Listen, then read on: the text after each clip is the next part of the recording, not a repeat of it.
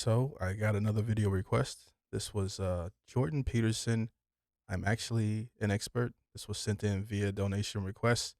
Someone wanted me to check this out with a guy by the name of Jordan Peterson. Before we get to the video, please like the video, subscribe, and hit the notification bell. That way you can stay up to date with my latest videos. Also, check out my Patreon below if you want to support the channel or if you want to send in a request. That's one way to do it. All my links to support the channel are below. Let's get into it. Let's go ahead and get into the reaction.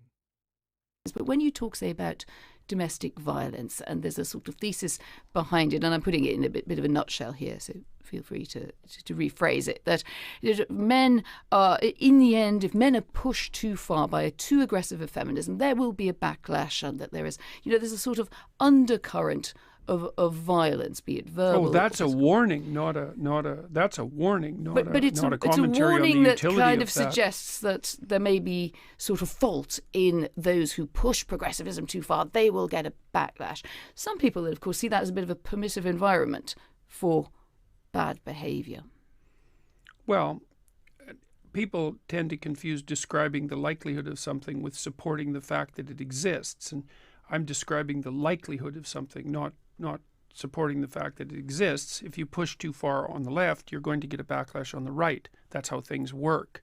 And this is just a derivation of that as far as I'm concerned. How does that work in the context of domestic violence? Oh, I don't think it's applicable in the context of domestic violence at all. I think those things are completely separate issues. I mean, you were mentioning to me just as we were chatting. And I was speaking only politically with regards to the backlash. That was a comment on political backlash. It had nothing to do with domestic violence. That's a whole different issue.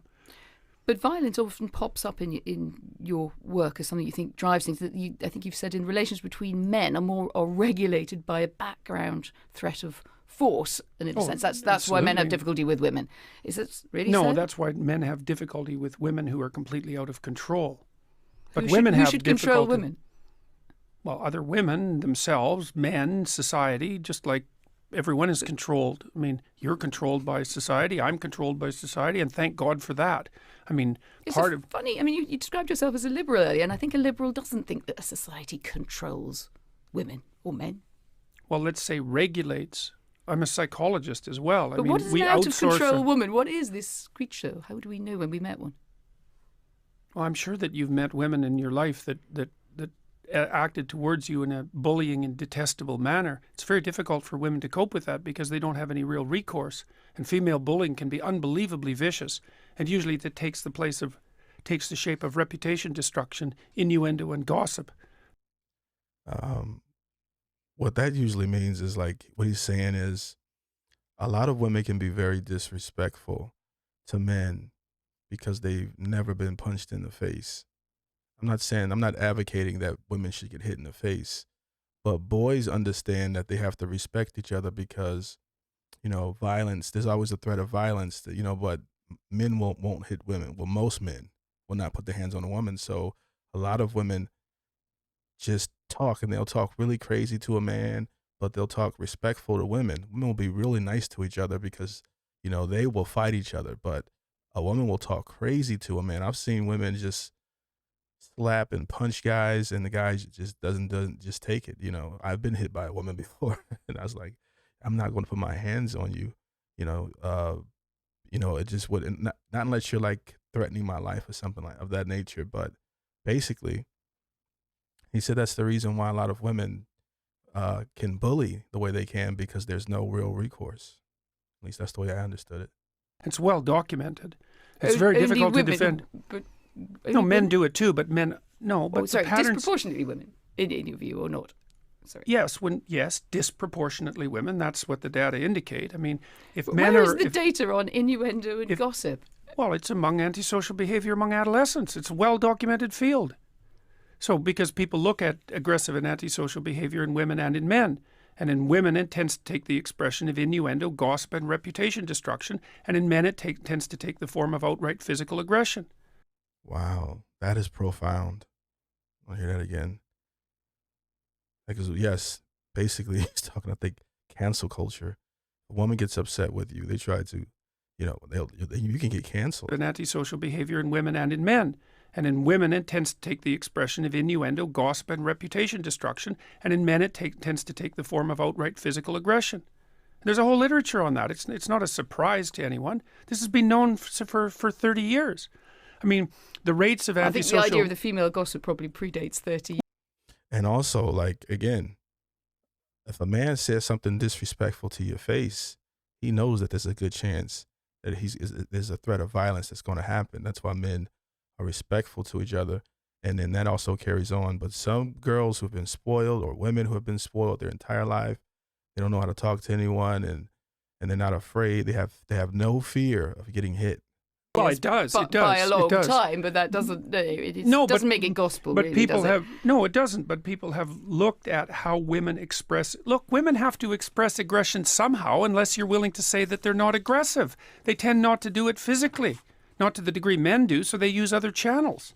And what other channels are there other than physical aggression? If you're going to be aggressive, well, you go after people verbally. You go after them with innuendo and gossip and reputation destruction. And that's how it works. And just I never thought about it that way, like spreading lies and things of that nature. to be clear, that you think that's predominantly a female modus operandi? It isn't that I think that. Well, I'm It's that asking the you. clinical literature indicates that. It isn't that I think it. Well, I'm not interviewing the clinical literature. I'm interviewing you. What do you Well, think? I'm a psychologist and a scientist, You and can I cite tend to base my opinions on what I've read in the broad, relevant clinical literature. I'm not I love this type of stuff. making this stuff up. I studied antisocial behavior for like 15 years. I'm actually quite an expert on it. And so we know that men are more likely to look at it this way. And he is the smartest leprechaun I've ever seen. All right. Women are much more likely to try to commit suicide. And men are much more likely to kill themselves. And the reason for that is that men use lethal force and women don't. Now that's a big difference. Okay, so then you say, well, women manifest aggression towards themselves and to others, but they don't use lethal force. They don't use physical force the same way men do. So they My women use physical force. have to do it some other way. Why do what they are the have other to do ways? something some other way? That you Because can take people your are Hobbesian aggressive. war against, so you're basically a Hobbesian. Life is No, I'm war of half all and against half, all. half and half. Half Hobbes, half Rousseau. That's why I'm not an ideologue. Because I don't think that people are good I don't know what ideologue means. or evil. I think they're both. I don't think that culture is security or tyranny. I think it's both. And I don't think that nature is benevolence or catastrophe. I think it's both. And that's why I'm not an ideologue. And I mean, If I could talk like him, I'd probably have like 60 books written by now. And where do you stand on the Me Too campaign? Good thing? I think that it risks damaging the presumption of innocence. I mean, there's plenty Is there of... more to it than that? Oh, sure. Women face the arbitrary admixture of sexual advance and workplace performance all the These are some hot topics. time. It's a very complicated thing to sort out. We don't know how to sort it out exactly because, NBC, for example, the American TV station, has made it policy that you're not to hug your coworkers, which, may be true. Although I don't think it's the sort of thing that a corporation might be deciding for people. But we don't know exactly what the rules are for governing male and female behavior in the workplace because we've only been working together for about 35 years. You mean my coworker can't come behind me and give me a shoulder massage? We don't You know how girls do when they like you at work, but it's like an innocent thing. It's crazy. know. After 35 years, wouldn't it be possible to figure something out? Not when you're talking about a transformation in behavior that's that profound. I mean, we don't know how men and women can work properly together in the workforce. It's very complicated. But they Men do. don't know how to compete millions with of women. men and women across the world go to Yeah, work but you have- together. He said men don't know how to compete with women. What are you talking about, Jack? Behavior that's that profound. I mean, we don't know how men and women can work properly together in the workforce. It's very complicated. But they Men do. don't know how to compete millions with of men women. and women across. I don't agree with that. There is no competition between men and women.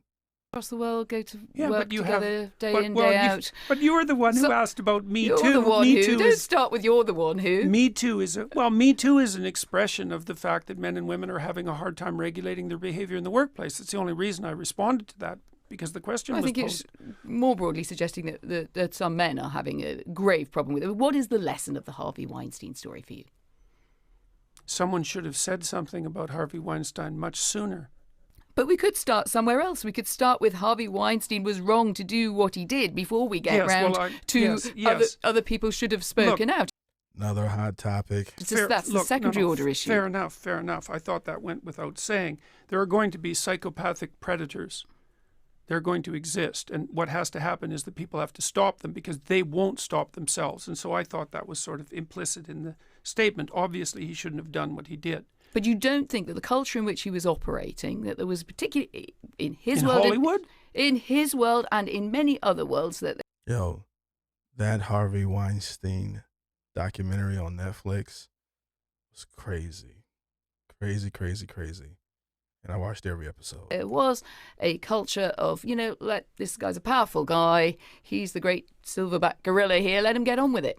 Oh, I think that culture was everywhere in Hollywood, which is why I think Not it's just in actually Hollywood? quite... Well, Hollywood particularly. I mean, the casting couch idea has been around for a very long period of time.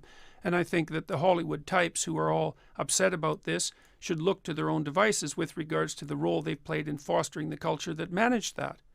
So hang on. Message. It sounds like the Well, Hollywood itself, or the you've got to women, think- or who? no, Who's supposed the to entire sort this out? culture. We were talking about culture. Yes. So, I mean, it's No one wants to get blackballed, Jordan Peterson. That's not going to happen. certainly that the Hollywood... What's the sensible thing for women to do about Me Too, to your mind, and what's the less sensible thing?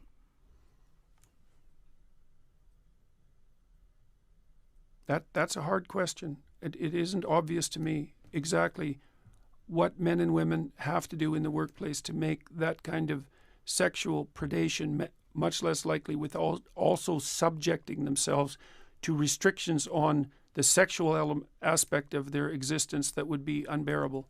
It's very difficult. What would be unbearable about that? How about everybody wears the same uniform to work?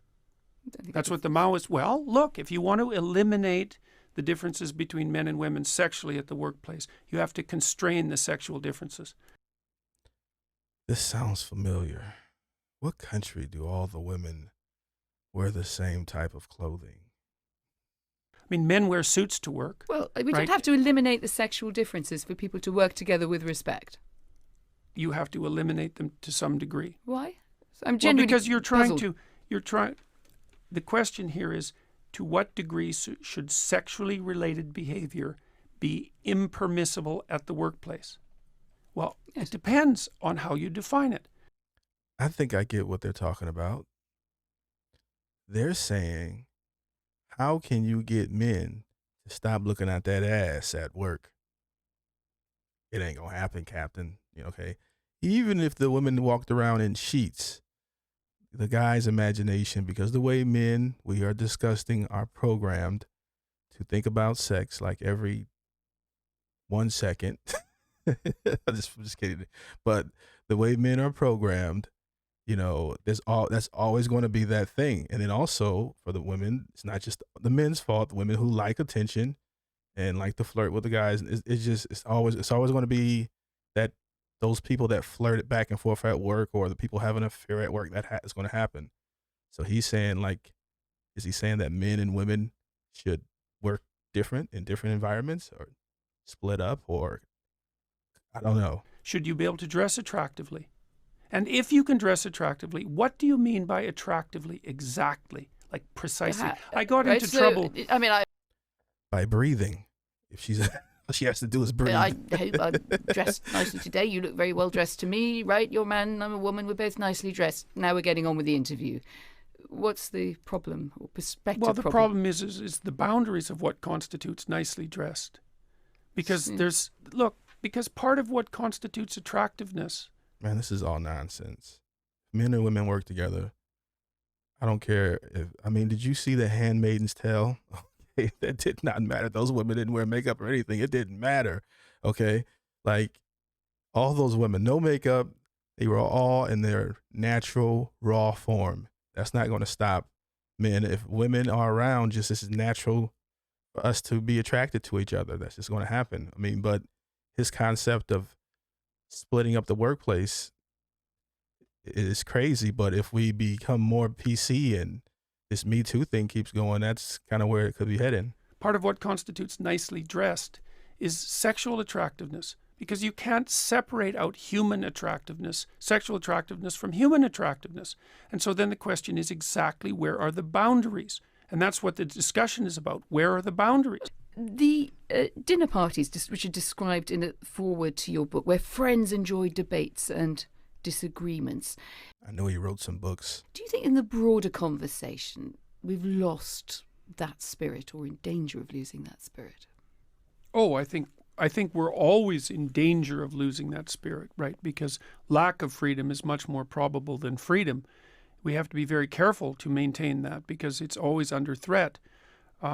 But I do feel that it's under threat now. I think that people are very careful about what they say in ways that aren't good. I think the fact that many comedians won't perform on university campuses now is a very good indication of that. Great point. Great point. Comedians won't even go there anymore because everybody's, oh, that joke offended me because I'm non-binary, or it's a joke. It's a joke. Everybody gets the jokes. Okay. So yeah, that's the new generation coming in. When you think about it, that's crazy. That's a canary in the coal mine scenario, that. Oh, I didn't want the video to end. That was pretty good. I guess that's the end of the video. Guys, I don't know what I'm talking about half the time, just giving my first take on it. But I agree with most of what he's saying. I don't agree with everything he says, but pretty much 90% of it. But if there's any other videos you guys want me to check out, let me know. Let me know in the comments. Hope you guys have a great day. Peace.